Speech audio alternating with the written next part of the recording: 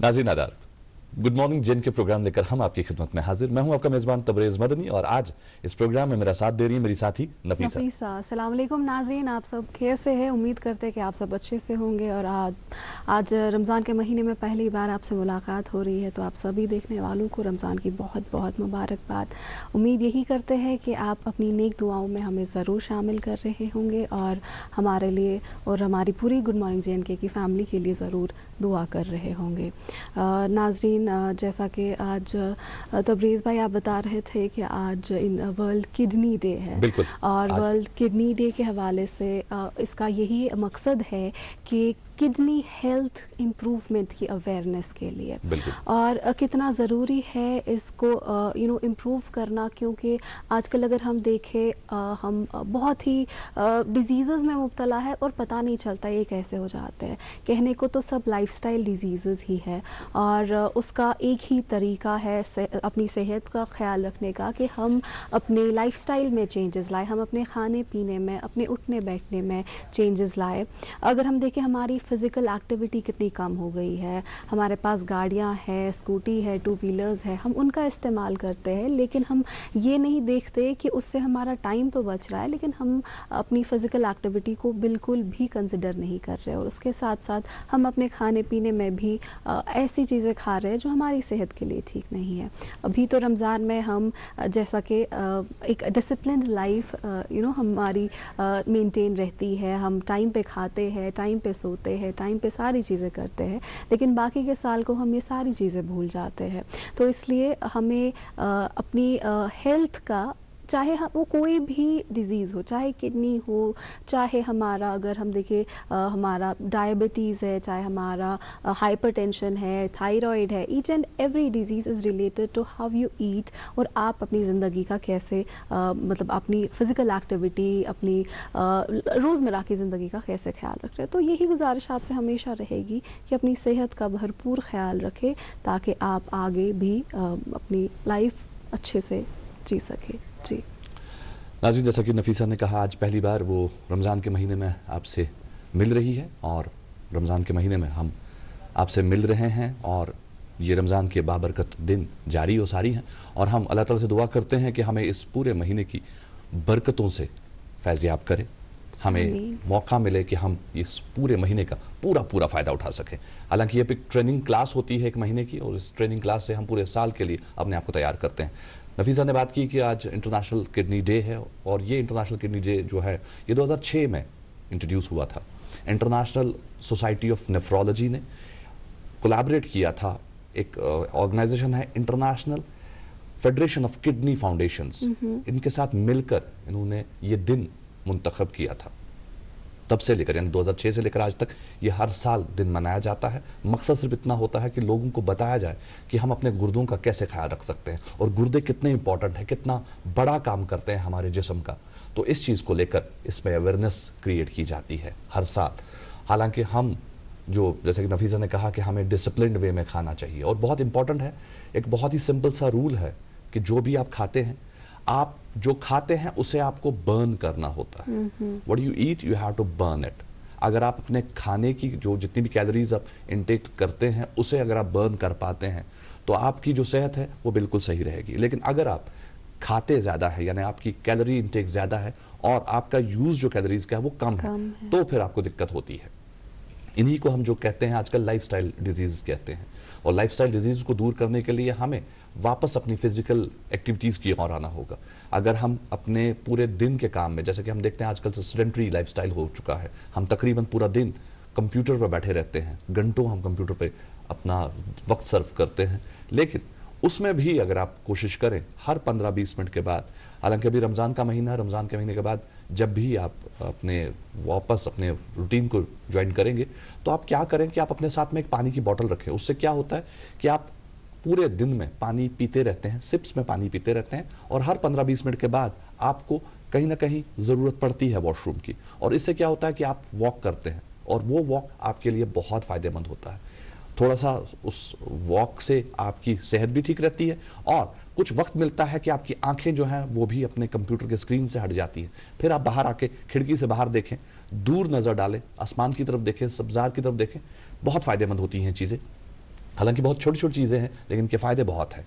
पानी का जो इंटेक है, कश्मीर में हम देखते हैं पानी बहुत कम पीते हैं हम लोग, जब प्यास लगती है तभी पीते हैं। लेकिन हमें भी देखना है कि पसीने भी आते हैं, पसीना आता है तो डिहाइड्रेट हो जाते हैं हम, इसलिए सिप्स में पानी पिया करें। कोई ज़रूरी नहीं है कि आप 2 लीटर 3 लीटर पानी एट अ टाइम पीने की कोशिश करें, तो आप पानी नहीं पी पाएंगे।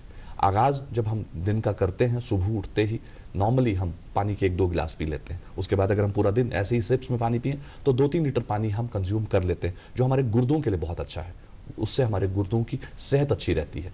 तो इन चीज़ों का थोड़ा ध्यान रखें और फिर देखें, आप सेहतमंद भी रहेंगे और आपके गुर्दे जो है वो तंदुरुस्त भी रहेंगे। इसके अलावा आज भी हमेशा की तरह एक कोट से मैं चाहूंगा, एक कोट आज शेयर करूं। मैंने एक बहुत ही प्यारा सा कोट पढ़ा, मौलाना रूमी का लिखा हुआ कोट है कि if you truly love something you set it free. जब आप किसी चीज को बहुत ज्यादा प्यार करते हैं तो उसे खुला छोड़ दीजिए, बंदिशें, पिंजरा ना बनाएं उस चीज के लिए। उसे जब आप खुला छोड़ते हैं, अगर वो सच में आपका है तो लौट के आपके पास आएगा, और जिस चीज को आप चाहते हैं, शिद्दत से चाहते हैं, वो डेफिनेटली आपके पास आता ही आता है और अल्लाह ताला उसे आपके पास भेज देते हैं। तो आपकी मोहब्बत साफ पाक होनी चाहिए। तो नाज़रीन मोहतरम, हमेशा की तरह आज भी आगाज में एक बहुत ही खूबसूरत नजराना है। इस सुबह का आगाज करने के लिए वही जिलानी की आवाज में एक प्यारा सा नजराना, आइए मिलकर महसूस होते हैं।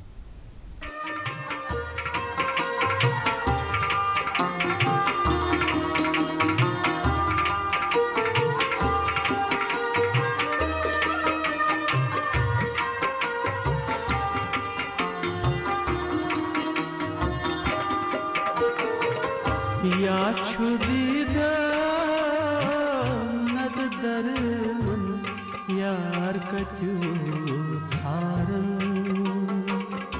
या छुदीदा नद दरमन यार कत्यू छारन, या छुदीदा नद दरमन यार कत्यू छारन।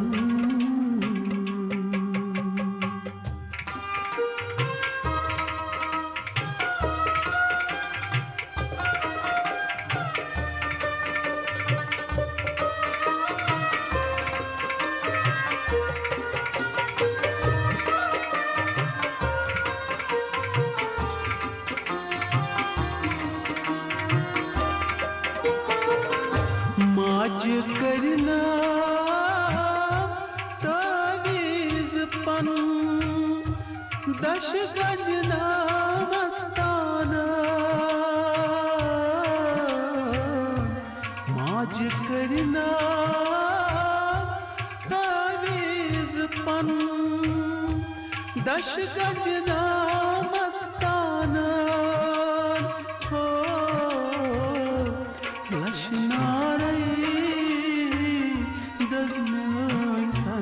सुयार कत्यू छारन,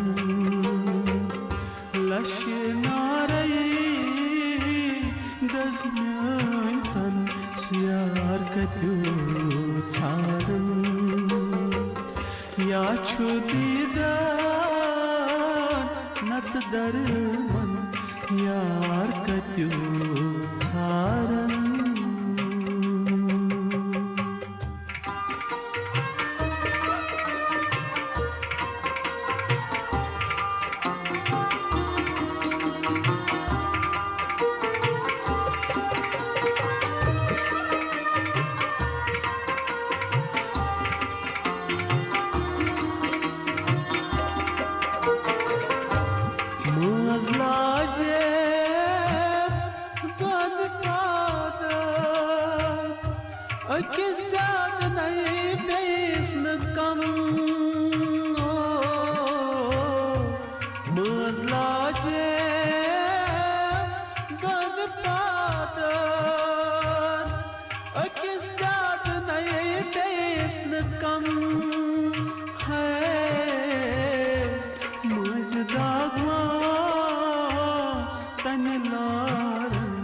यार कत्यू छारन।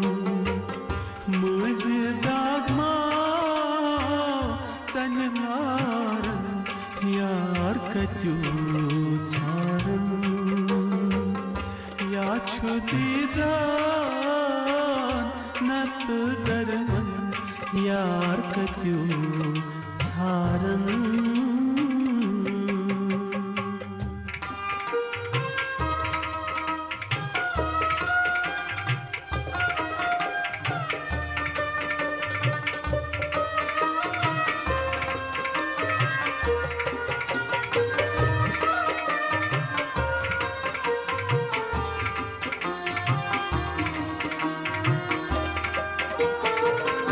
शर्म लाजो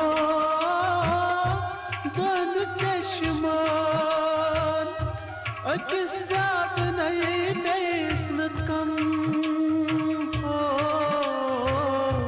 शर्म लाजो बन चश्मान अकिस जात नहीं बेसनत कम है शर्म दागमा रुड गुलालन यार कत्यो छारन शर्म दागमा रुड गुलालन यार कत्यो छारन या छु दीदान नत दरमन यार कत्यो छारन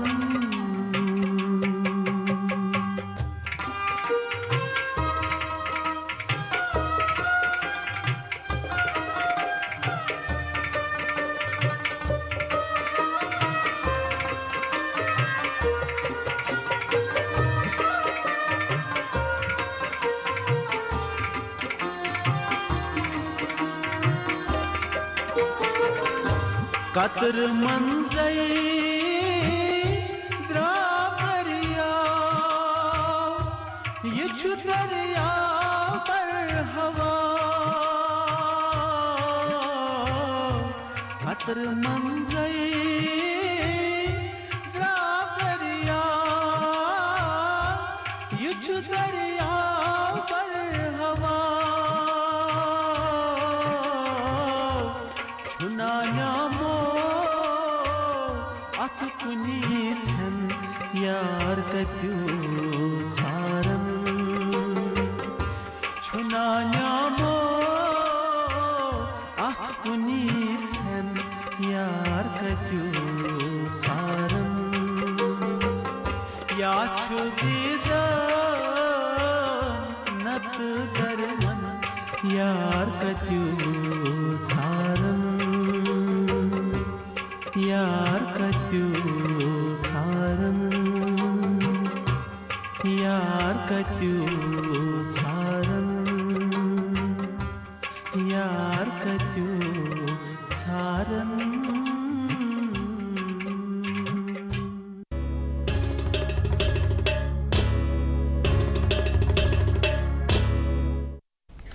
नाज़रीन अमे खूबसूरत नजरान पत बे तुहद इस्तकबाल प्रोग्रामस में नाव छु गुड मॉर्निंग J&K नाज़रीन ओतामत कत करान कि यम सन गुर्द वक्फ वनान उनकी देख रेख कैसे की जाती है, उनको कैसे सही सलामत रखें। हालांकि नफीसा ने बात की कि ओवरऑल हेल्थ की बात नफीसा ने की कि जो आजकल हम देख रहे हैं हमारी जो लाइफस्टाइल डिजीजेज हैं उनकी जो अब देख रहे हैं उनकी जो परसेंटेज है वो बहुत बढ़ रही है।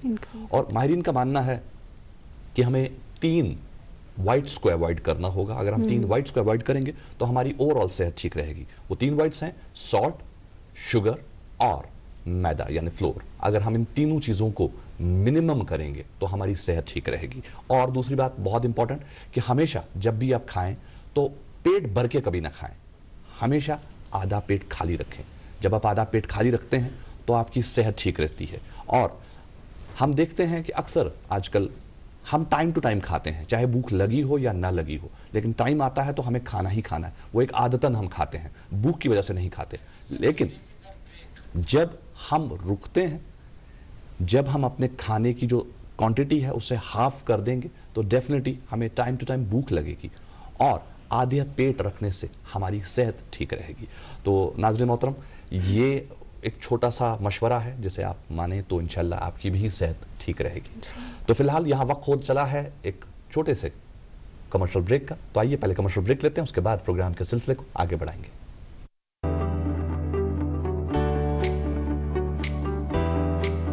अस्सलाम वालेकुम। मैं डॉक्टर अल्ताफ रमज़ान पारस हेल्थ केयर से बोल रहा हूँ। मैं यहाँ डायरेक्टर न्यूरो साइंसेस के हैसियत में काम कर रहा हूँ। कई पेशेंट्स हैं जो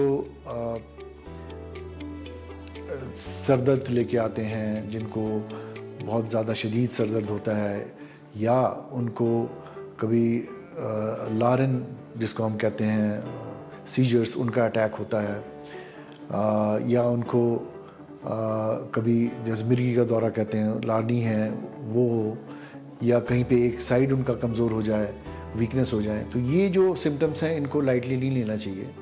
इन सिम्टम्स को हमेशा इन्वेस्टिगेट करना चाहिए, क्योंकि कुछ ब्रेन में प्रॉब्लम्स होती हैं जो कि सर्जिकल होती हैं और वो सर्जरी से बिल्कुल ठीक हो सकती हैं, जिनको डिले करने से प्रॉब्लम बढ़ सकती है। तो इसमें डॉक्टर को मिलना चाहिए अगर ऐसे सिम्टम्स हों किसी के, और वो इन्वेस्टिगेट करेंगे, देखेंगे सीटी स्कैन एमआरआई करके कि अंदर कोई प्रॉब्लम तो नहीं है जिसको इस सर्जिकल इंटरवेंशन की ज़रूरत है। और कुछ पेशेंट होते हैं जिनको बहुत सीवियर हेडेक होता है और वो बेहोश हो जाते हैं, और उसके बाद उनको होश भी आ सकता है कि 5-10 मिनट में होश आ जाए या कुछ सेकंड्स में होश आ जाए। ऐसे सिम्टम्स को भी अवॉइड नहीं करना चाहिए, इसको सीरियसली लेके डॉक्टर को दिखाना चाहिए। यूजुअली ऐसे पेशेंट अस्पताल पहुंच ही जाते हैं, लेकिन जब वो ठीक हो जाते हैं, थोड़ा सा उन्हें लगता है हमें होश आ गया, वो भूल जाते हैं कि हमें आगे फर्दर इलाज कराना है। इन चीज़ों में भी इन्वेस्टिगेशन ज़रूरी होती है। सीटी स्कैन ज़रूरी होना चाहिए एक, उसमें पता चलता है कि इसमें कहीं ब्लीड तो नहीं हुआ। अगर ब्रेन में हेमरेज हुई है, ब्लीड हुई है, उसका फिर कॉज ढूंढना पड़ता है कि इसका क्या कॉज है। उसको हम सर्जरी से ठीक करेंगे, या उसको हम स्टेंट से ठीक करें, या वो दवाइयों से ही ठीक होगा। ये सब कुछ इन्वेस्टिगेट होने के बाद ही पता चलता है। तो इसमें कुछ चीज़ें हैं जो कि कॉमन हैं, जैसे यंग पेशेंट्स में एन्यूरिज्म्स होते हैं। एन्यूरिज्म जो है वो एक खून की जो नली होती है जो ब्रेन में जाती हैं, खून की रगें, उनमें थोड़ा डिफेक्ट होता है छोटा सा, उससे वहाँ गुब्बारा जैसा बन जाता है जो कभी फट जाता है। तो ऐसे हालात में इसका इलाज है, इसको क्लिपिंग कर सकते हैं, या इसको कॉइलिंग या स्टेंटिंग जिसको हम कहते हैं, एंडोवैस्कुलर मैनेजमेंट, वो हो सकता है। तो ये पेशेंट्स भी सब ट्रीट हो जाते हैं जो सही टाइम पे सही वक्त पे अस्पताल पहुंच सके। शुक्रिया।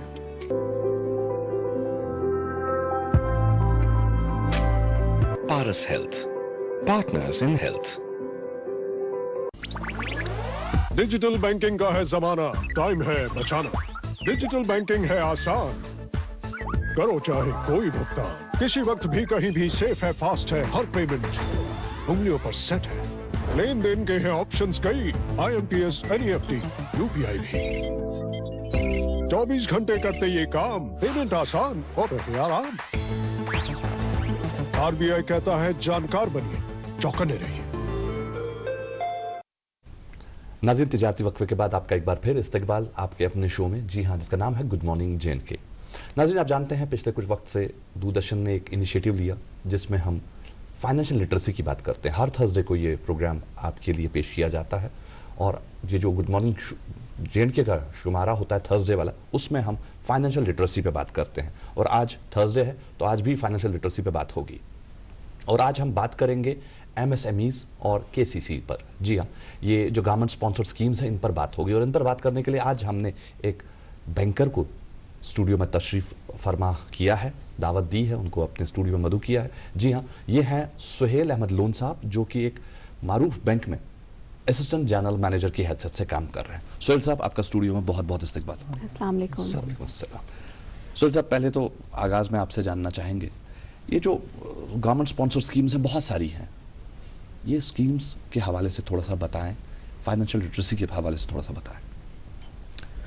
जैसा आपने कहा गवर्नमेंट स्पॉन्सर्ड स्कीम्स, ये गवर्नमेंट स्पॉन्सर्ड क्यों है, पहले हम ये देखें कि गवर्नमेंट स्पॉन्सर क्यों करती है स्कीम्स। तो गवर्नमेंट के पास कुछ सेक्टर्स हैं जो जिनको हम प्रायोरिटी सेक्टर कहते हैं, जहाँ पे जिनको बढ़ावा देने के लिए गवर्नमेंट की प्रायोरिटी है, वो एग्रीकल्चर और MSME है। ये दो सेक्टर्स ऐसे हैं जिनको हम प्रायोरिटी सेक्टर कहते हैं। इसके अलावा है एजुकेशन भी है, हाउसिंग भी है और एक्सपोर्ट भी है, लेकिन इनमें थोड़ा परसेंटेज ज़्यादा है, फोकस ज़्यादा है एग्रीकल्चर एंड MSME। तो गवर्नमेंट इन दो सेक्टर्स को बढ़ावा देने के लिए गवर्नमेंट ने आरबीआई के थ्रू डायरेक्ट किया है बैंकों को कि वो अपना 1% जो भी वो लेंड करते हैं, जो भी वो लोन देते हैं पब्लिक डोमेन में, उसमें 40% प्रायोरिटी सेक्टर के लिए रखा जाए। उस 40% में 18% एग्रीकल्चर के लिए और 22% एमएसएमईज और बाकी चीजों के लिए। तो हम जानेंगे पहले ये एमएसएमईज क्या होता है। MSME means micro small and medium enterprise. तो माइक्रो एंटरप्राइज ऐसा होता है जो भी कोई मैन्युफैक्चरिंग या सर्विस में इन्वॉल्व हो, उस एक्टिविटी में काम कर रहा हो, जिसका 1 करोड़ तक प्लांट एंड मशीनरी में इन्वेस्टमेंट हो और टर्नओवर हो, बिजनेस टर्नओवर साल का 5 करोड़ तक, तो उसको हम माइक्रो एंटरप्राइज कहते हैं। इसी तरह है फिर स्मॉल एंटरप्राइज, जिसका 5 करोड़ तक इन्वेस्टमेंट हो इन प्लांट एंड मशीनरी और टर्नओवर हो, बिजनेस टर्नओवर साल का 50 करोड़। फिर है मीडियम एंटरप्राइज, जिनका 50 करोड़ तक है प्लांट एंड मशीनरी में इन्वेस्टमेंट और उनका टर्नओवर जो है वो 250 करोड़ तक का होना चाहिए। तो ये है definition micro small and medium enterprise. तो इन दो सेक्टरों को बढ़ावा देने के लिए गवर्नमेंट स्पॉन्सर करती है कुछ स्कीम्स को जो फॉल करती हैं, जो मतलब इन्हीं दो सेक्टर्स के अंदर आती हैं, एग्रीकल्चर एंड एमएसएमई। तो उसमें कुछ जैसे हम बात करेंगे, जो प्रोमिनेंट स्कीम है एक PMEGP, prime minister's employment guarantee programme. तो उसके थ्रू बहुत सारे नौजवानों को रोजगार मिलता है। गवर्नमेंट का मंशा यही होता है कि नौजवानों को रोजगार मिले, जो बेरोजगार नौजवान हैं उनको रोजगार मिले। तो इसी तरह इसीलिए फोकस इन पे ज्यादा होता है। तो ये स्कीमें जो हैं गवर्नमेंट स्पॉन्सर स्कीम्स, ये भी रोजगार के लिए ही हैं। जो बेरोजगार नौजवान हैं, जिनके पास कोई रोजगार का अवसर है ही नहीं, उनको प्रमोट करने के लिए ये स्कीम्स बनाई गई हैं, जिनमें गवर्नमेंट और बैंक दोनों कुछ इंसेंटिव्स देते हैं। जैसे मैं PMEGP की बात कर रहा हूँ, इसमें गवर्नमेंट अगर रूरल में मतलब गांव में कोई लोन लेना चाहे, वहाँ अगर जनरल कैटेगरी है तो उसको 15% सब्सिडी दी जाती है, अपफ्रंट सब्सिडी दी जाती है। और अगर SC ST या OBC हो, बैकवर्ड क्लास हो, तो उसमें 25% दिया जाता है। रूरल में 25 और 35, अर्बन में 15 और 25। अर्बन में जनरल में 15 और उनमें 25%। ये अपफ्रंट सब्सिडी दी जाती है ताकि ये नौजवान जो हैं जिनके पास, क्योंकि अक्सर देखा गया है कि जो नौजवान स्कूल से पढ़ के आता है उसके पास तो कैपिटल होता ही नहीं है जिससे वो बिजनेस स्टार्ट करे। तो गवर्नमेंट ये एनकरेज करने के लिए नौजवानों को कि वो बिजनेस अपना स्टार्ट करें, वो ये सब्सिडीज देते हैं गवर्नमेंट स्पॉन्सर्ड, इसीलिए इनको कहा जाता है क्योंकि इनमें गवर्नमेंट सब्सिडीज इन्वॉल्व होती हैं। प्लस MSMEs को इसके अलावा भी गवर्नमेंट बाकी जगहों पे कंसेशन देती है। जैसे वो कहीं यूनिट खड़ा करे, अपना मैन्युफैक्चरिंग यूनिट करें या सर्विस यूनिट, उसमें टैक्स होल्डे है 10 साल की, GST नहीं भरना पड़ता है।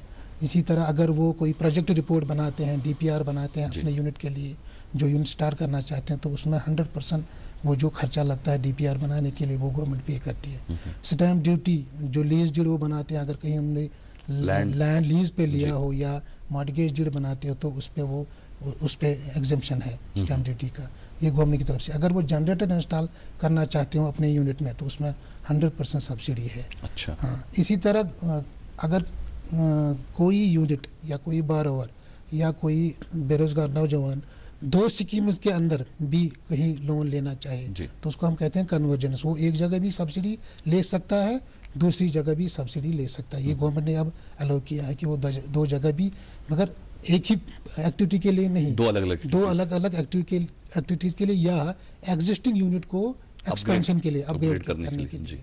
तो ये इंसेंटिव्स गवर्नमेंट ने रखे हैं। इसी तरह बैंकों ने भी अपने अपने तौर पे MSMEs को बेनिफिट्स रखे हैं। जैसे बैंक कोलेटरल सिक्योरिटी नहीं लेते हैं, जिसका बार बार जिक्र आता है कि बैंक तभी लोन देता है जब हम कोलेटरल सिक्योरिटी दें। तो ये जनरल है एक रूल कि 10 लाख तक कोई कोलेटरल सिक्योरिटी किसी भी यूनिट को, जो भी मैन्युफैक्चरिंग यूनिट हो, ट्रेडिंग यूनिट हो या सर्विस यूनिट हो, उसको कोई कोलेटरल सिक्योरिटी की जरूरत नहीं है। लेकिन उसके बदले उसको क्या करना है, उसको एक उसको कहते हैं हम guarantee cover, CGT MSE guarantee cover, credit guarantee cover कहते हैं, वो लेना पड़ता है।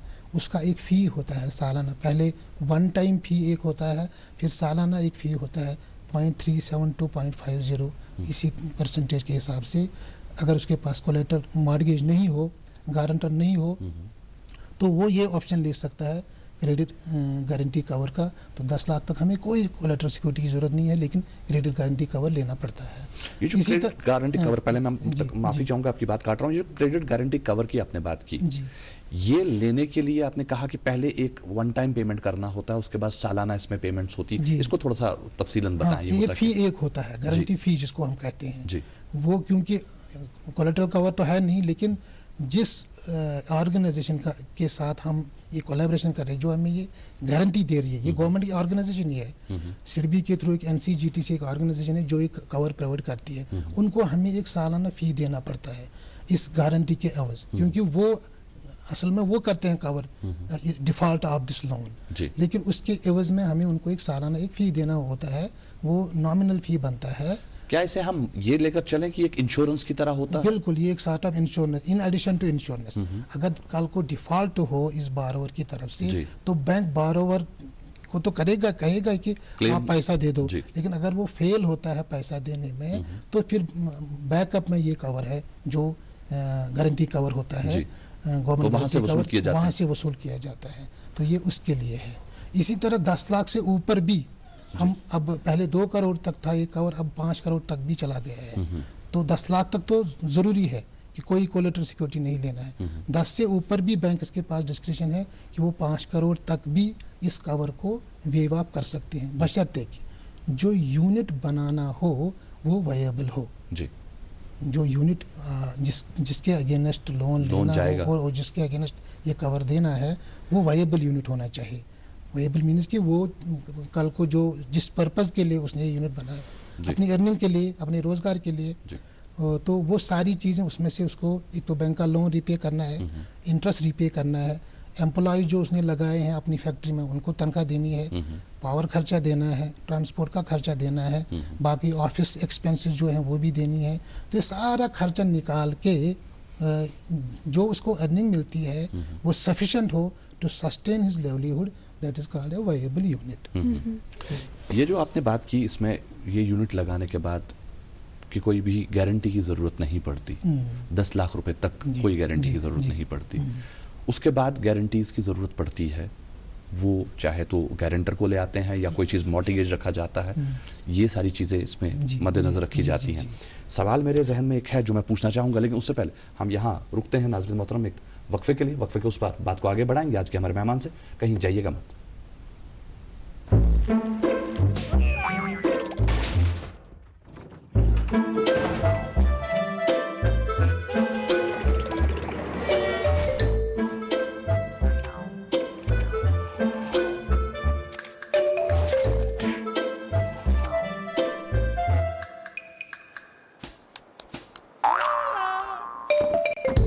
मेरे पास तो कई लाइफ्स हैं, मुझे लाइफ इंश्योरेंस की क्या जरूरत, लेकिन आपके पास तो एक ही लाइफ है। अपनी फैमिली को सिक्योर कीजिए LIC के साथ। LIC, जिंदगी के साथ भी, जिंदगी के बाद भी। वेलकम बैक नाज़रीन, आप देख रहे हैं प्रोग्राम गुड मॉर्निंग JNK और आज के प्रोग्राम में हमारे साथ हमारे गेस्ट तशरीफ फरमा सोहेल अहमद लोन साहब। इनसे हम बात कर रहे हैं गवर्नमेंट स्पॉन्सर्ड स्कीम्स के बारे में, जो कि बैंक्स की तरफ से हमारे मतलब जो MSMEs और KCCs हैं उनको दी जाती है। आपने MSME की बात की, आपने माइक्रो स्मॉल और मीडियम की कंप्लीटली डेफिनेशन बताई कि क्या क्या इनके क्राइटेरियाज है जिससे ये माइक्रो स्मॉल एंड मीडियम बन जाते हैं। अब इनके लिए जो स्कीम्स रखी होंगी क्या वो डिफरेंट भी होंगी, क्योंकि ऑब्वियसली इनके बिजनेस में कंप्लीटली डिफरेंस है, तो इनके लिए क्या क्या स्कीम्स है जिससे इनको फायदा मिलता है? हाँ, डिफरेंट स्कीम्स हैं इनके लिए। जैसे मैंने पहले जिक्र किया PMEGP स्कीम है, जो फ्रंट लाइन स्कीम है, बहुत सालों से चल रही है, बड़ी कामयाब स्कीम है, जिसमें बहुत सारा बैंकों ने डिसबर्स भी किए हैं लोन और बहुत सारे लोगों को एम्प्लॉयमेंट मिली है। सालाना मैं एक बैंक की बात कर रहा हूँ, वो तकरीबन सारे जितनी भी गवर्नमेंट स्पॉन्सर्ड स्कीम्स हैं उनमें 3,500 to 4,000 करोड़ वो डिसबर्स करते हैं लोन्स। और भी हैं जैसे JKREGP है, रूरल एम्प्लॉयमेंट गारंटी प्रोग्राम, जो JNK UT की अपनी एक स्कीम है। PMEGP तो है सेंट्रल लेवल स्कीम है। इसके बाद एग्रीकल्चर इंफ्रास्ट्रक्चर फंड, जो एग्रीकल्चर में एग्रीकल्चर को बढ़ावा देने के लिए उसका इंफ्रास्ट्रक्चर कोई वेयर हाउस बनाने के लिए या पैक हाउस बनाने के लिए या ग्रेडिंग पैकिंग लाइन जो आजकल आती है सेब के ग्रेडिंग के लिए या पैकिंग के लिए, इसी तरह सीए स्टोर या कोल्ड चेन या बनाना रैपनिंग चैम्बर, इन चीज़ों के लिए एग्रीकल्चर इंफ्रास्ट्रक्चर फंड है जहां पे गवर्नमेंट 2 करोड़ तक लोन देती है विदाउट एनी कोलैटरल सिक्योरिटी। उसमें जैसे मैंने पहले कहा था उसमें भी एक सीजीटी एमएससी का बच्चा है और इसी तरह और भी कुछ स्कीम्स हैं जिसमें जैसे पीएमएफएमई एक स्कीम है, prime minister formulation for micro enterprise, जहां पे उन्होंने 1 डिस्ट्रिक्ट 1 प्रोडक्ट के तहत हर डिस्ट्रिक्ट में गवर्नमेंट चाहती है कि कम से कम एक प्रोडक्ट ऐसा होना चाहिए जो हम फिर बाद में एक्सपोर्ट करें। तो जिसमें सारे जितने भी ईटेबल्स हैं मतलब एडिबल फ्रूट्स हैं वो आती हैं।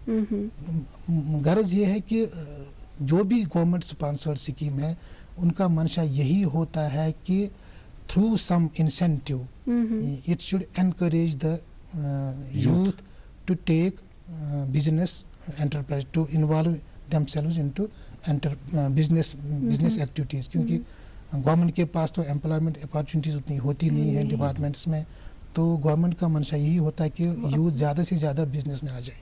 उससे दो फायदे होते हैं, एक तो वो अपना रोजगार वहाँ पे कमाएगा, दूसरा वो जो अपने साथ फैक्ट्री में या किसी से अगर रेस्टोरेंट कोई चला रहा है तो और 10 लोगों को वो वहाँ एम्प्लॉयमेंट दे रहा है। इसी तरह उसके साथ लिंक्ड जो है, जैसे कोई फैक्ट्री यूनिट है वो पैकेजिंग बनाता है तो उसके साथ फिर वो पैकेजिंग दूध ले जानी भी है डीलर्स के पास, डिस्ट्रीब्यूटर्स के पास, तो ट्रांसपोर्ट सेक्टर भी उसमें इन्वॉल्व हो गया, तो लेबर भी इन्वॉल्व होगी, skilled and unskilled.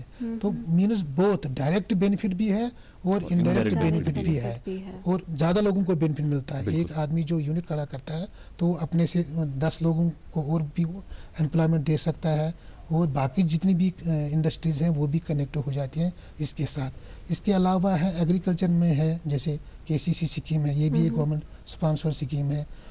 Recently government ने high density plantation scheme, high density जो प्रोजेक्ट्स हैं जिसमें 12 क्रॉप्स हैं, एप्पल के साथ साथ Apple, walnut, almond, kiwi, guava, ये 12 फसलों के लिए high density plantation scheme government ने चालू की है जिसमें 50% सब्सिडी दी जाती है। अगर सपोज यूटी के लिए, जेके के लिए, जेएनके के लिए ये 12 क्रॉप्स यहाँ के हैं, जो भी 12 क्रॉप्स हम लगाएंगे तो 50% सब्सिडी है। अगर हम माने गवर्नमेंट एस्टिमेट के हिसाब से एक कनाल पे 2 लाख रुपए लगता है Apple, high density Apple orchard बनाने के लिए, तो 1 लाख अप्रोक्सीमेटली 1.98 है टोटल प्रोजेक्ट कॉस्ट। तो अप्रोक्सीमेटली इसका 50% मीन्स अप्रोक्सीमेटली 1 लाख सब्सिडी मिलता है, जिसका 80% at the time of full plantation और 20% वो देते हैं जब फ्रूट बियरिंग में आ जाएगा। तो ये क्यों कर रहे हैं? ये एग्रीकल्चर सेक्टर को बढ़ावा देने, जिस तरह एमएसएमई सेक्टर को बढ़ावा देने के लिए, इसी तरह यहाँ पे एग्रीकल्चर सेक्टर को बढ़ावा देने। अच्छा, एक और प्रोग्राम लाया है गवर्नमेंट ने recently, holistic agriculture development programme, जिसमें बहुत सारे एग्रीकल्चर रिलेटेड एक्टिविटीज जो है वो उन्होंने टच की है। खाली क्रॉप नहीं, मतलब उसमें पोल्ट्री भी है, डेयरी भी है, उसमें मशरूम कल्चर भी है, उसमें वेजिटेबल ग्रोइंग भी है, जहाँ पे 100% सब्सिडी भी इन्वॉल्व। अच्छा, 100% सब्सिडी। कुछ नीश क्रॉप्स जो हैं जो मतलब यहाँ पे उगते हैं, जैसे मुश्क भुज्जी है, काला जीरा है, सैफरन है, वो यूनिट लगाने के लिए, वो प्रोसेसिंग यूनिट लगाने के लिए गवर्नमेंट ने 100% सब्सिडी उस होलिस्टिक एग्रीकल्चर डेवलपमेंट प्रोग्राम में रखा है। वो रिसेंटली लॉन्च हुआ है। तो उसमें तकरीबन 29 प्रोजेक्ट्स हैं और ऑलमोस्ट 101 एक्टिविटीज हैं अक्रॉस द बोर्ड। जितने भी यहाँ एग्रीकल्चर रिलेटेड एक्टिविटीज हैं ऑलमोस्ट वो सारी उन्होंने टच की है और उसमें 100% सब्सिडी भी है कई जगहों पर, उसमें 50% सब्सिडी है, उसमें 75% सब्सिडी है। तो ये सारा जो ये फोकस है गवर्नमेंट का, ये एग्रीकल्चर, अलाइड सेक्टर और एमएसएमई सेक्टर में यूथ के लिए एम्प्लॉयमेंट जनरेशन अपॉर्चुनिटीज क्रिएट करने के लिए है। सोहेल साहब, आपने सब्सिडीज की बात की, 100% सब्सिडी भी आपने बताई, कुछ प्रोजेक्ट्स में आपने 75 भी बताई, 50 भी बताई, 35, 25, 15 तक बताई आपने। जब ये लोन सैंक्शन होता है, ये लोन सैंक्शन होने के बाद जो ये पैसा डिसबर्स किया जाता है एक एप्लीकेंट के नाम पर, उसे कैसे ये पैसा मिलता है? ये एट अ टाइम उसका पेमेंट उसको मिलता है या उसकी सब्सिडी होल्ड करके उसको बाकी पैसा दिया जाता है जहां से वो अपना कारोबार शुरू कर सके? इसके बारे में कुछ बताएं। ये डिपेंड करता है कि आपका यूनिट कैसा हो, कितना बड़ा हो और उसमें क्या क्या चीजें आपको बनानी है। जैसे आपके पास लैंड है, ओन लैंड है, अपनी लैंड है आपके पास, या आपने लीज पे लैंड ली हुई है, अब आप एक यूनिट क्रिएट करना चाहते हैं। आप कहते हैं कि मैं यहाँ पे पैकेजिंग यूनिट क्रिएट करूंगा, मैं वो बॉक्सेस बनाऊंगा, कार्डबोर्ड बॉक्सेस। तो अब कार्डबोर्ड बॉक्सेस के लिए आपको पहले एक शेड बनाना पड़ेगा, फैक्ट्री शेड, जिसमें ये काम होगा। हाँ, फिर उसके लिए प्लांट एंड मशीनरी जो रिक्वायर्ड है उसके लिए, तो ये लानी पड़ेगी और उस शेड में रखनी पड़ेगी। तो इस चीज के लिए हमें लोन देना पड़ता है, क्योंकि अब दो चीजें हैं। एक तो आपके पास अपनी लैंड है, उसके लिए आपको लोन की जरूरत नहीं है। दूसरा, आपकी लीज लैंड है, आपके पास लीज एग्रीमेंट है, अब आपको शेड और प्लांट एंड मशीनरी के लिए लोन चाहिए। तो ये हमेशा फेजेस में ही हम देते हैं। आपका शेड बन रहा है तो पहले हम डालेंगे फर्स्ट फेज में, जैसे प्लिंथ आपने बनाई, तो इसी तरह फिर वॉलिंग करेंगे आप, तो उसके लिए दूसरे फेज में। तो by and by in phase हम ये डिसबर्स करते हैं। और बैंक का हमेशा ये रहता है मकसद, और बैंक की प्रायोरिटी रहती है कि ये पैसा जो जाए ये डायरेक्ट उसी को जाए, हाँ, जो सप्लायर है इन चीजों का। जैसे ईंट आपने लाई तो उस सप्लायर को पैसा आपको बिल लानी पड़ेगी उसके लिए, तो आपको बैंक वालों को देना है। अच्छा, इसमें एक और चीज होती है, बैंक 100% लोन हर जगह नहीं देता। इसमें एक मार्जिन होता है, प्रमोटर्स मार्जिन। जो ये बिजनेस करना चाहता है उसका एक मार्जिन कंट्रीब्यूशन होता है, कहीं 10% होता है, कहीं 20%, कहीं 25%। तो वो मार्जिन में आपसे लेके आपके अकाउंट से उठा के अपने लोन अकाउंट से पैसा डाल के उसमें, अगर से मार्जिन, अब आप एक 1 करोड़ का लोन लेना चाहते हैं इसी कार्डबोर्ड यूनिट के लिए, तो बैंक ने आपको सैंक्शन दिया है कि इसमें 20% मार्जिन है और 80% बैंक फाइनेंस है। तो जब मैं डिसबर्समेंट करने जाऊंगा तो 80% प्रपोर्शन, जो सपोज मैं 5 लाख छोड़ना चाहता हूँ पहली बार, तो 4 लाख मैं बैंक के लोन से निकालूंगा, 1 लाख आपके मार्जिन से उठाऊंगा, 5 लाख जाएगा सप्लायर को। जो भी सप्लाई कर रहा है, आपको ईंटें कर रहा है, आपको सरिया कर रहा है सप्लाई, या जो आपको मशीनरी दे रहा है, तो बैंक का हमेशा ये मकसद और मंशा होता है कि उसी को जाए। क्योंकि बैंक ये कभी नहीं चाहेगा ये फंड्स किसी और काम में लग जाए, जिसको हम कहते हैं कॉमन बैंकिंग पार्लर्स में diversion of funds. Diversion of funds is not a desirable, क्योंकि वो फिर अगर ज्यादा वो हो जाएगा तो वो फ्रॉड की तरफ चला जाता है। क्योंकि लोन का मकसद यही होता है कि जिस चीज के लिए आपने लिया है उसी में यूज होना चाहिए, इधर उधर नहीं जाना चाहिए। जी, आपने शुरुआत में बात की कि बहुत सारे बच्चे हमारे ऐसे हैं जो कॉलेज स्कूल से पढ़ने के बाद आते हैं और उसके बाद वो कोशिश करते हैं कि अपना यूनिट खड़ा करें। उस टाइम उनके पास कैपिटल नहीं होता। तो वो मार्जिन मनी कैसे मैनेज करते हैं? हाँ, यहाँ पे गवर्नमेंट का रोल आता है कहीं। जैसे एक स्कीम है, मुमकिन स्कीम, गवर्नमेंट ने की है, मिशन यूथ डिपार्टमेंट है। इसी तरह बाकी स्कीमों में भी है जहाँ पे कोई मार्जिन नहीं है। गवर्नमेंट 10% मार्जिन देती है, और उसमें छोटे छोटे ट्रक जो होते हैं ना, मिनी ट्रक्स, जो वो पियाजो के होते हैं, बजाज के होते हैं, या लोड कैरियर्स, तो 10 लाख तक बैंक उसमें लोन देता है। उसमें गवर्नमेंट 10% मार्जिन देती है, 10% देता है मैन्युफैक्चरर, जो डीलर होता है, जो जिससे गाड़ी उठाई जाती है। तो वहाँ पे वो भी बड़ी अच्छी चली है स्कीम पिछले 3-4 साल में। तो इसी तरह हमारी एक स्टैंड अप स्कीम है यहाँ पे, जो एक प्रीमियर बैंकिंग इंस्टीट्यूशन चला रहा है, वहाँ भी उन्होंने मार्जिन नील रखा है। तो ये कुछ स्कीम्स में है 10%, 5%, लेकिन कुछ में बिल्कुल भी नहीं है। मार्जिन मनी की कोई जरूरत नहीं पड़ती और फुल फाइनेंस हो जाता है। गवर्नमेंट भी देती है, बैंक भी देता है, और मैन्युफैक्चरर भी देता है। और बैंक कहीं कहीं रिलैक्स भी करता है मार्जिन। बैंक भी अपने स्कीम्स, इंडिजिनस स्कीम्स में रिलैक्स करता है मार्जिन। जी सोहेल साहब, ये जो अब यूनिट खड़ा करना है, इसमें बैंक ने स्कीम रखी है, स्पॉन्सर स्कीम जो है गवर्नमेंट की तरफ से है। कुछ इदारे हैं जो डेजिग्नेट किए गए हैं, जो ये फाइनल करते हैं कि एक बच्चे को, एक स्टूडेंट को या एक एप्लीकेंट को वो लोन सैंक्शन करते हैं। उसके बाद वो केस बैंक के पास आता है, उसके बाद बैंक वो वहां से डिसबर्स करती है मनी। हालांकि इसमें बड़ा टाइम लगता है। बहुत सारे यूथ का मानना ये है कि इसमें बहुत वक्त निकल जाता है और वक्त पे काम नहीं निकलता हमारा, पहली बात। इस पर बैंक्स क्या कर रहे हैं? और दूसरी बात, क्या बैंक्स के पास गवर्नमेंट स्पॉन्सर्ड स्कीम्स डायरेक्टली कुछ हैं जहां से वही डिसाइड करके लोन प्रोवाइड करते हैं? इसके बारे में कुछ बताएं। वो पहले एक्चुअली क्या होता था, जो स्पॉन्सरिंग डिपार्टमेंट होता था जी, जैसे हम पीएमईजीपी की बात करेंगे तो केवीआईसी और केवीआईबी भेजता था केसेस, लेकिन अब आजकल पोर्टल है, ऑनलाइन पोर्टल गवर्नमेंट की तरफ से हर स्कीम के लिए और इसकी पीएमईजीपी के लिए, तो पोर्टल पे ही ट्रैक होता है। जो आप कह रहे हैं ना कि शिकायतें आती हैं कि फिर पता नहीं चलता, उधर के ऑफिस में पड़ा है केस, तो वहां से केस भेजने में बैंक को वक्त लगता। पहले वो लीड बैंक को भेज देते हैं, बिल्कुल लीड बैंक ऑफिस को, फिर वो अपने कंसर्न ब्रांच को भेजता था, तो उसमें बहुत ज्यादा वक्त जाता था। और उनकी अपनी एक कमेटी भी होती थी जो पहले अप्रूव करती थी। अब आजकल ये सीधा एप्लीकेशन जो है गवर्नमेंट पोर्टल है जी। हर स्कीम के लिए तकरीबन इस वक्त गवर्नमेंट ने पोर्टल रखा है, ऑनलाइन पोर्टल, वहां पे अप्लाई करना है और वहां से ही ट्रैक होता है कि मेरे केस का कहाँ पे है, क्या स्टेटस है, क्या वो बैंक में पहुंचा है, क्या वहां अप्रूव हुआ है, सैंक्शन हुआ है, डिसबर्स हुआ है या रिजेक्ट हुआ है, ये सारा स्टेटस गवर्नमेंट पोर्टल से ही पता चलता है। इसके अलावा गवर्नमेंट बैंक के साथ शेयर करती है डाटा, जो भी पेंडेंसी होती है, जहां पे भी उनको लगे कि पेंडेंसी ज्यादा है। जैसे बैंकों का अक्सर टैट जिसको हम कहते हैं, टर्न अराउंड टाइम, जिसमें ये फैसला होना चाहिए कि केस रिजेक्ट होगा या अप्रूव होगा, वो 15 दिन से 30 दिन के दरमियान रखा है। कुछ बैंकों ने 15 दिन रखा, कुछ ने 30 दिन। तो 30 दिन से ऊपर जो ही होता है तो वो एस्केलेट हो जाता है गवर्नमेंट डिपार्टमेंट से बैंक को कि ये आपका केस जो है 30 दिन से ऊपर जा रहा है, इसको देख लीजिए। तो बैंक फिर अपनी इंटरनल मशीनरी इन्वॉल्व करती है, तो उस कंसर्न ब्रांच को पूछते हैं कि इसका बता भाई क्या स्टेटस है, तो गवर्नमेंट के साथ शेयर करते हैं। इस वक्त मॉनिटरिंग बड़ी एफिशिएंट है, फॉलो अप भी बड़ा एफिशिएंट है।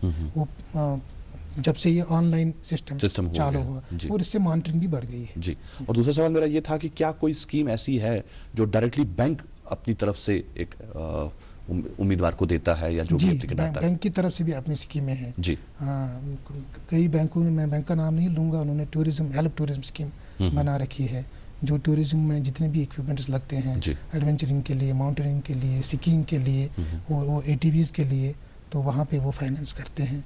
और हेल्थ प्लस स्कीम रखी है उन्होंने, जो जिसमें मतलब हेल्थ क्लिनिक्स होते हैं, डेंटल क्लिनिक्स होते हैं या हेल्थ क्लिनिक्स होते हैं, उनको फाइनेंस करते हैं जी। और भी बहुत सारी स्कीम्स, अलग अलग बैंकों की अलग अलग स्कीमें हैं। एलिजिबिलिटी क्या होती है यूथ की जो इन स्कीम्स का फायदा उठा सकें? उनके पास क्या होना चाहिए तब जाके वो रुजू करें, चाहे गवर्नमेंट डिपार्टमेंट्स को या बैंक को?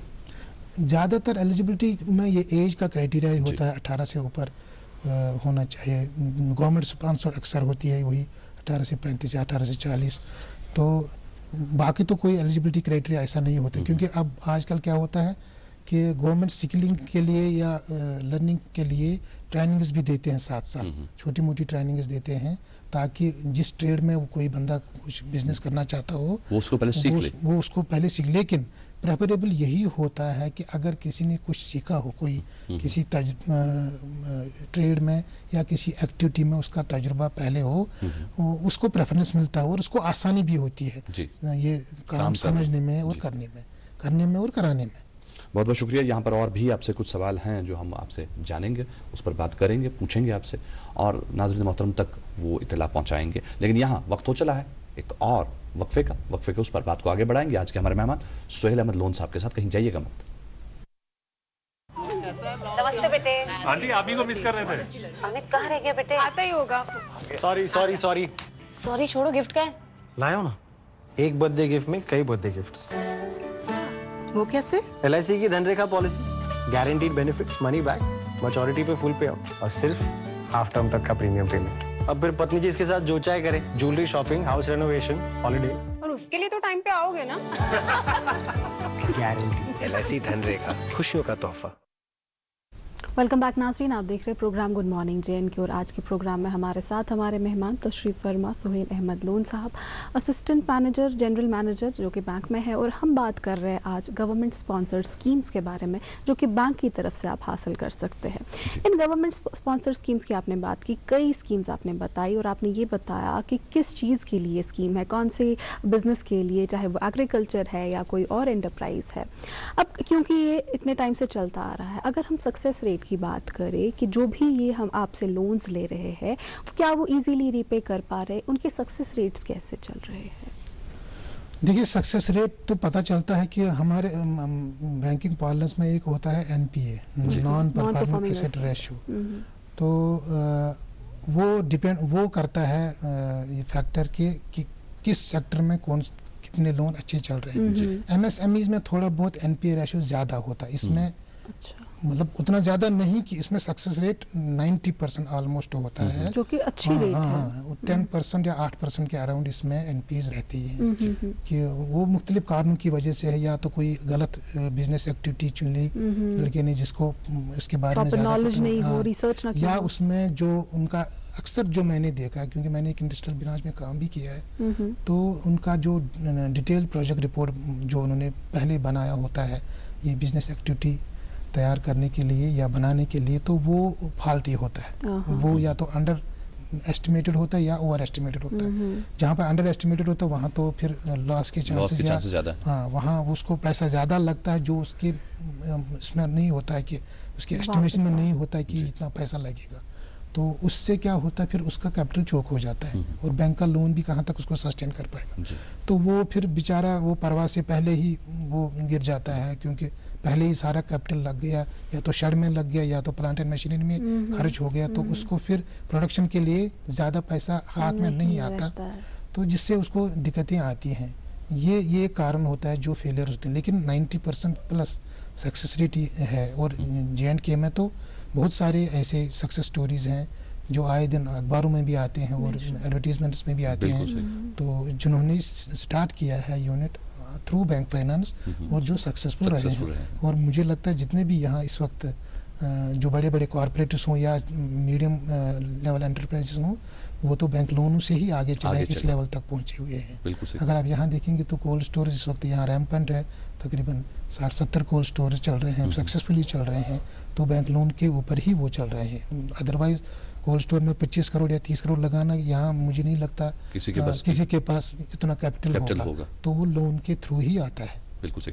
हम बात कर रहे थे एलिजिबिलिटीज पर कि क्या एलिजिबिलिटी होती है एक क्लाइंट के पास, एक एप्लीकेंट के पास। जो एज के बारे में मैंने बताया, उसके अलावा जो एक ट्रैक रिकॉर्ड होता है, हम आजकल बैंक से देखते हैं कि इसका सिबिल स्कोर क्या है, तो वहाँ पे कोई गड़बड़ नहीं होनी चाहिए। अगर मैंने सपोज किसी से लोन ऑलरेडी लिया है बैंक से, तो फिर मैंने वहाँ रीपे नहीं किया है टाइम पे, या मैंने वहाँ डिफॉल्ट किया है, मैंने लोन दिया ही नहीं है वापस, या मैंने OTS किया है उस बैंक के साथ, तो वो फिर आपके सिबिल स्कोर पे इफेक्ट करता है।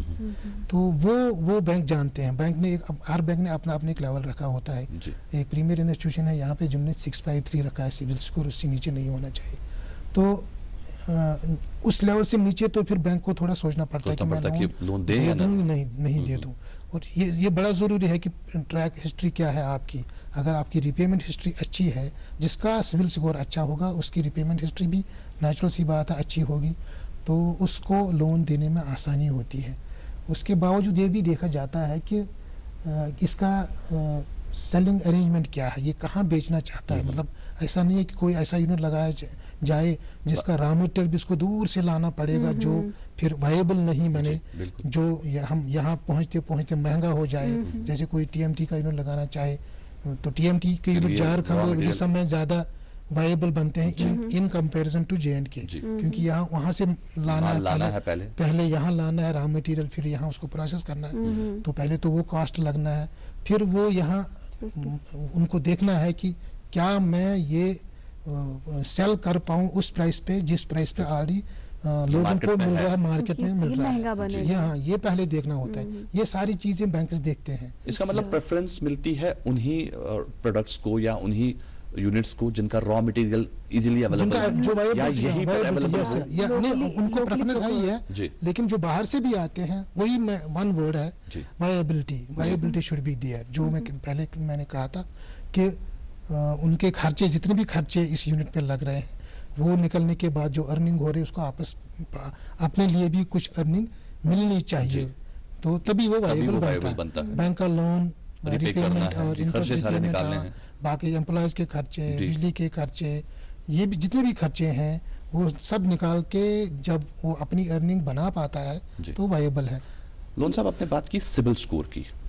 अब किसी दोस्त का लोन अप्रूव हो चुका है गवर्नमेंट डिपार्टमेंट्स हैं, जैसे कि हमारे मुख्तलिफ डिपार्टमेंट्स हैं, आपने अभी बात की KVI भी है या बाकी जो डिपार्टमेंट्स हैं, वहां से उसका अप्रूव है, उसके बाद केस आपके पास आता है और आपको पता चलता है, आपके पास केस आता है, आपको पता चलता है इसका सिविल स्कोर अच्छा नहीं है, तो आप क्या करेंगे? अगर उसका सिविल स्कोर थोड़ा बहुत कम है,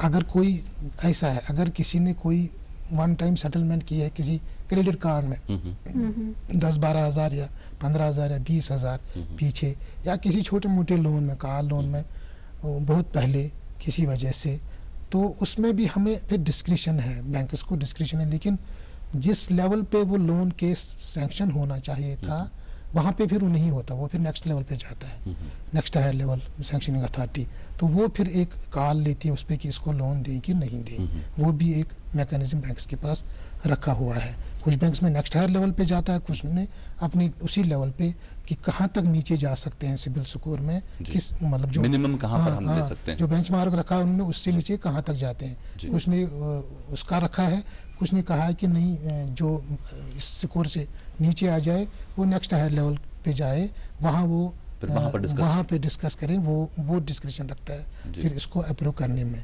आपने वायबल की बात की, मैं माफी चाहूंगा नफीसा, वायबल की आपने बात की, वायबल वर्ड आपने यूज किया, क्या बैंक्स ने या कोई ऐसा इदारा है जो वायबल यूनिट लगाने के लिए इस यूथ की पहले ही काउंसलिंग करते हैं या इन्हें थोड़ा सा समझाते हैं कि किस तरह का यूनिट होना चाहिए, क्योंकि एक यूथ अपना एक आइडिया लेकर आता है, वो शायद वो वायबल ना हो। गवर्नमेंट करती है काउंसलिंग यूथ की, उन्होंने खोले हैं काउंसलिंग सेंटर्स, बैंक भी ब्रांच लेवल पे भी, जब भी कोई आता है कोई एंटरप्रेन्योर जो यंग हो, यूथ हो, तो उसको ब्रांच मैनेजर समझाता है कि आपने ये पूरा देखा है, क्या है, क्या करना है, क्या नहीं करना है, कि आपकी कोई एक्सपीरियंस है इसमें, क्या ये कॉस्ट जो आपने इसमें डाले हैं ये ठीक है, तो वहाँ पे भी एक उनको मिलती है एक सॉर्ट ऑफ काउंसलिंग कि आपको कैसे चलना है। सबसे बड़ी इसमें जो दिक्कत आती है स्पेशली इन J&K, क्योंकि यहाँ जो कॉलेजों से निकलते हैं, स्कूलों से निकलते हैं बच्चे,